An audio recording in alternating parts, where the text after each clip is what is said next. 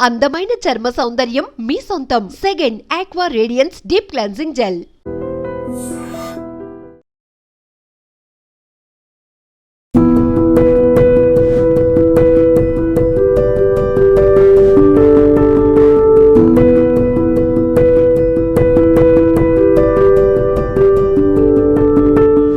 చినాబ్ వంతెన నిర్మాణంలో తెలుగు మహిళా ఇంజనీర్ 17 ఏళ్ల పాటు సేవలందించారు. అసలు ఎవరి మాధవీలత తెలుసుకునే విషయంపై ప్రతి ఒక్కరికి ఆసక్తి నెలకొంటుంది. ప్రపంచంలోనే అత్యంత ఎత్తైన చినాబ్ రైల్వే వంతెన ప్రారంభోత్సవం జరిగింది. తెలుగు మహిళ గాలి మాధవీలత ఈ ప్రాజెక్ట్ లో 17 ఏళ్ల పాటు కన్సల్టెంట్ గా పనిచేయటం గొప్ప విషయం.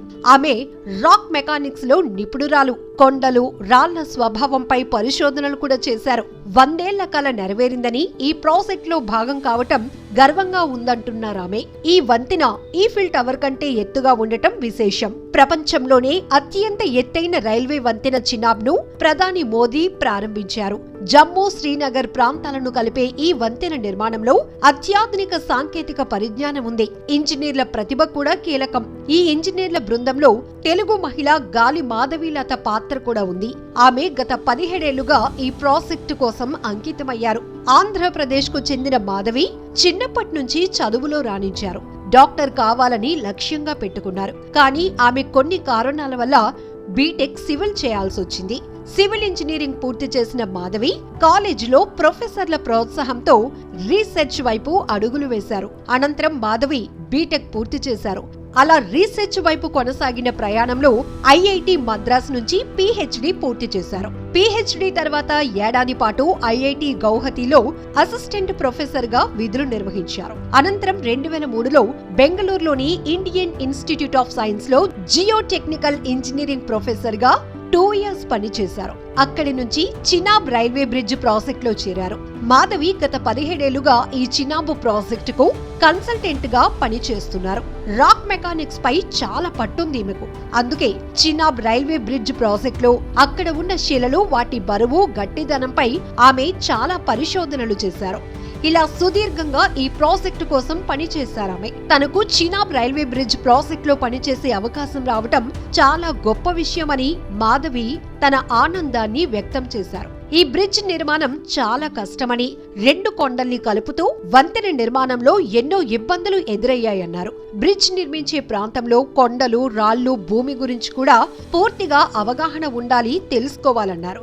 ఈ ప్రాజెక్ట్ లో చేరిన సమయంలో ఆ ప్రాంతం గురించి తెలుసుకోవటానికి తన బృందంతో కలిసి ఫస్ట్ టైం చినాబ్ నదిపై బోట్లో ప్రయాణించానని కూడా గుర్తు చేసుకున్నారు.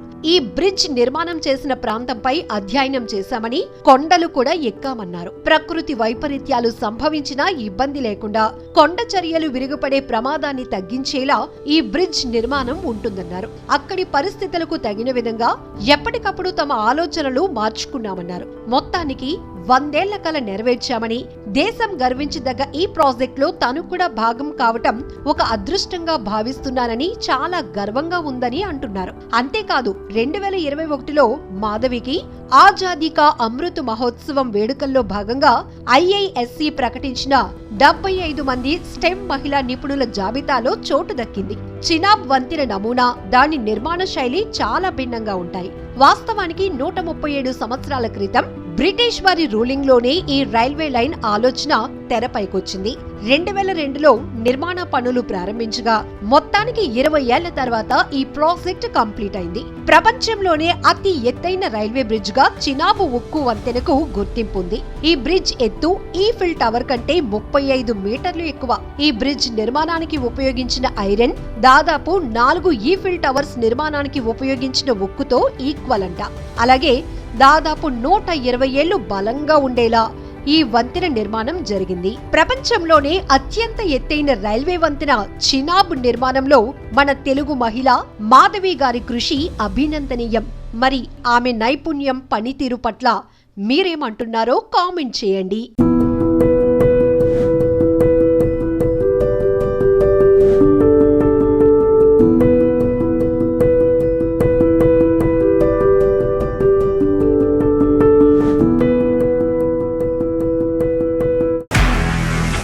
సహజంగా ప్రస్తుతం ఉన్నటువంటి సమాజం దేనికి ప్రయారిటీ ఇస్తుంది? ఆర్థిక సంబంధాల చుట్టూ మాత్రమే తిరుగుతోంది. మళ్ళీ ఎన్నికలంగానే చాలా విరక్తి కలుగుతాను. మంచి అనిపిస్తుంది కదా, లేడీస్ కూడా ఛాలెంజింగ్ జాబ్స్ చేసినప్పుడు చాలా బాగుంటది. ట్రాఫిక్ అసిస్టెంట్స్ గా నియమించిన ట్రాన్స్జెండర్స్ అందరితో సాల్యూట్ చేయించుకుంటున్నారు. ఫుడ్ డెలివరీ ఇవ్వటానికి వెళ్ళినటువంటి డెలివరీ బాయ్ అనిల్ పై కళ్ళ ముందు